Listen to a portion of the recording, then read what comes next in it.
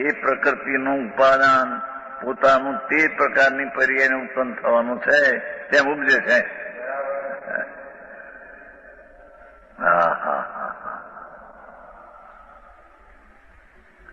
આમાં મોટો પહેલું અકર્તા ઠરાવી ક્રમબદ્ધ ઠરાવીને આ વાત કરે છે. ક્રમબદ્ધ ઠરાવીને આ વાત કરે છે ને. ક્રમબદ્ધમાં શું આવ્યું?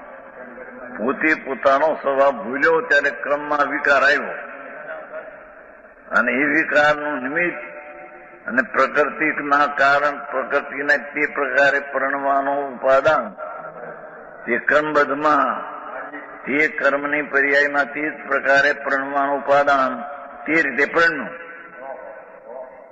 જીવના વિકાર પરિણામ છે માટે અહીં કર્મ પરિણમ્યું એમ નહીં. કર્મ પ્રકૃતિ છે માટે અહીં જીવને વિકાર પરિણામ થયા એમ